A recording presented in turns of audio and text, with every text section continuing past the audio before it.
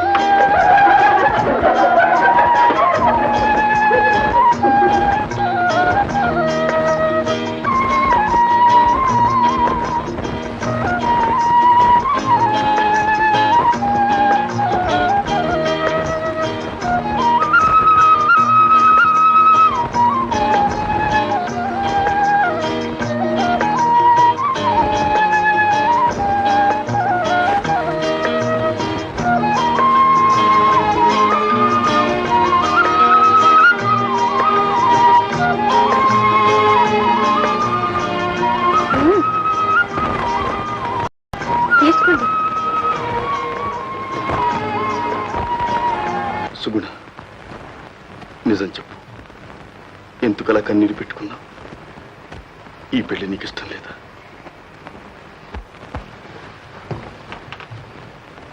ఎందుకలా భయపడతావు, బాధపడతావు? నేనేమీ బాధపడను. ఇష్టం లేని దాంపత్యం గడిపేటంత మూర్ఖుణ్ణి కాను. చెప్పు చెప్పు, మీ నాన్న నీకు నచ్చని వాడిని కట్టబెట్టాడా? లేదండి, అలాంటిదేమీ లేదు. ఇష్టపడే చేసుకున్నాను, నచ్చిన వారిని చేసుకున్నాను. లేదు, అబద్ధం. నిజమైతే ఎందుకు అలా కన్నీరు కార్చావు? ఆ కన్నీరు మామూలు కన్నీరు కాదు. కన్న తల్లిదండ్రుల దగ్గర నుంచి విడిపోతున్నామన్న బాధ వల్ల కలిగింది కాదు.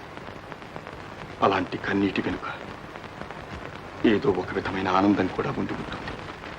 అప్పుడే కాదు, నిన్నటి రోజంతా గమనించాను.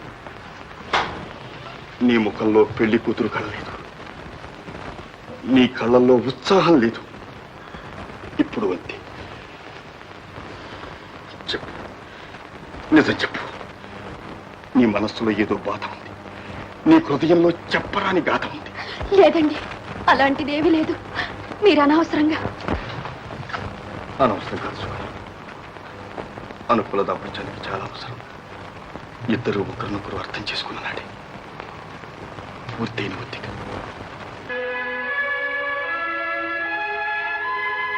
పెళ్లికి రాకుండా రేపోయావు. ఆ రోజు ఆఖరి నిమిషం దాకా నువ్వు వస్తావని అనుకున్నావు.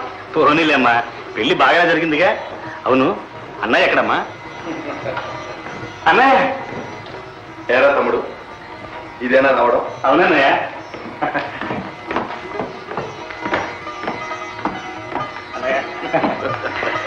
పెళ్లికి వద్దామనే బయలుదేరానన్నయ్య. ఇంతలో ఒక ప్రమాదం జరిగిపోయింది. ప్రమాదమా? అవునమ్మా, అన్నయ్య పెళ్లికి వెళ్తున్నామనే సంతోషంతో గంతులేసుకుంటూ లీవ్ అడగడానికని మేడం ఇట్లు ఎక్కుతున్నాను. ఉన్నట్టుండి కాలు జారిపడ్డాను. పడ్డావా?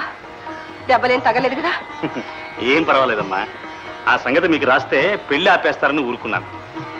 సరిగానమ్మా? వదినెక్కడా? ఉంది నాయన, లోపలుంది. పిలువమ్మా, వదిన ఒకసారి చూడాలి. మంగమ్మ, కోడలు ఇలా పిలవే. ఏమయ్యా, నీకు నచ్చినదినేనా? చెప్పన్నయ్యా. అయ్యో, మొగాళ్ళకి సిగ్గేమిటన్నయ్యా, చెప్పమని ఉంటే అలా మొహం తిప్పుకుంటావు. అమ్మా, ఎక్కడమ్మా వదినే? వదినా ఏదైనా పని మీద ఉందేమోలే. నువ్వు రానాయన స్నానం చేద్దు గాని. వదిన ఎక్కడికి పోతుంది? వీలేదమ్మా, ముందు వదిన చూడాలి. నువ్వు మా అన్నయ్యకి తగిన పెళ్ళాన్ని తెచ్చావో లేదో, నీ సెలక్షన్ ఎలా ఉందో చూడాలి. వదినా వదినా వదినా వదినా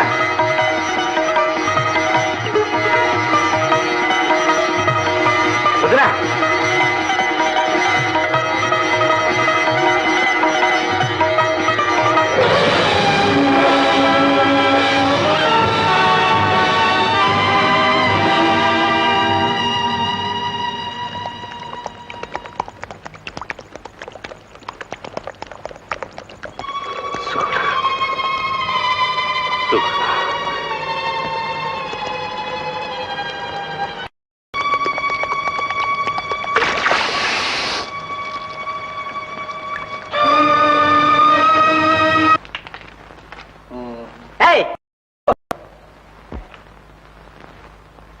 என்ன மாட்டாரு?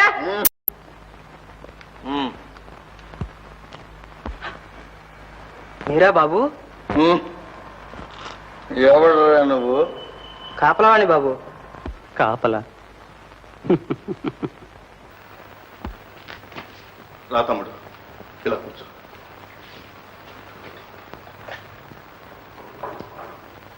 చూడు తమ్ముడు, నేనేం తాగి మాట్లాడటం లేదు. నువ్వేం చెప్తావో నాకు తెలుసు. నువ్వే కాదు, ఈ ప్రపంచంలో ఎవరైనా ఏం చెప్తారో నాకు తెలుసు. మీరంతా మంట దగ్గర కూర్చొని హాయిగా చలి కాచుకుంటున్నవాడు. నేను ఆ మంటలో పడి మాడిపోయే పురుగు. అంతే తేడా. అన్నయ్య వదిన మంచిది, చాలా మంచిది, కాదనిలే. కాని తమ్ముడు, ఒక్కటే మాట, చివరి మాట చెబుతున్నాను. కారణాలనవసరం, నేను దానితో కాపురం చేయలేను. ఇక ఈ జన్మలో బ్రతుకుదా. అన్నయ్య అన్నయ్య ఎందుకు ఇంత ఘోరమైన నిర్ణయం చేసుకున్నా? వదిలి చేసిన మహాపరాధం ఏమిటి? కారణం అడగొద్దన్నాను. అన్నయ్య, అమ్మ ఎంతో సంబరపడి ఈ పెళ్లి చేసింది ఎందుకేనా? ఎందుకైతేనే, నాకు భార్య రాకపోయినా అమ్మ కోడలు వచ్చిందిగా. అలాగని సంతోషపడమంటావా అమ్మను? కొడుకును సంతోషపెట్టలేని కోడల్ని చూసుకుని మురిసిపోతుందా అమ్మ? కాదు, బాధపడుతుంది, నాకు తెలుసు. కానీ నన్నేం చేయమంటావురా? నా బాధ ఎవరితో చెప్పమంటావురా తమ్ముడు? ఎవరితో? మేము నీ వాళ్ళం కావా అన్నయ్య? చెప్పు, కారణం ఏమిటో చెప్పు. నాతో చెప్పలేవా? నీతో రక్తం పంచుకుని పుట్టిన వాడిని బాధను పంచుకోలేనా? చెప్పన్నయ్య. తమ్ముడు, అన్నయ్య, నీతో ఏమని చెప్పేదిరా తమ్ముడు? మనస్సు లేని కాపురం ఎలా చేయమంటావురా? అన్నయ్య, అవును, ఇంతవరకు ఈ విషయం అమ్మ కూడా తెలియదు. తమ్ముడు, నీకు చెబుతున్నా, మీ వదిన మాంగళ్యం కట్టించుకున్నదే కానీ నాకు మనస్సు ఇవ్వలేదు తమ్ముడు, మనస్సు ఇవ్వలేదు. అన్నయ్య,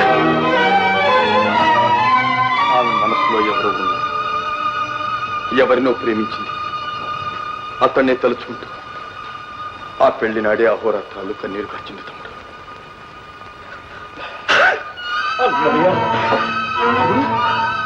తమ్ముడు, నువ్వెందుకురా బాధపడతావు? ఇదిగో చూడు, మనసు ఇవ్వలేని భార్యతో కాపురం చేయమంటావా? అంత నీచానికి దిగజారమంటావా? నా వల్లగా తమ్ముడు.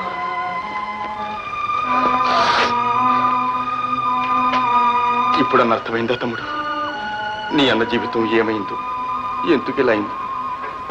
పని తమ్ముడు, మర్చిపో. నీ అన్నకు పెళ్ళయిందన్న సంగతే మర్చిపో. నేను మర్చిపోవటానికే ప్రయత్నిస్తున్నా.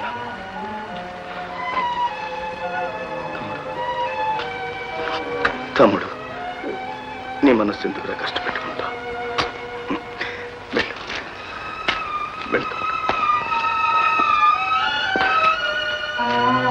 మళ్ళీ ఈ ప్రస్తావన ఎప్పుడు తేక వెళ్ళు.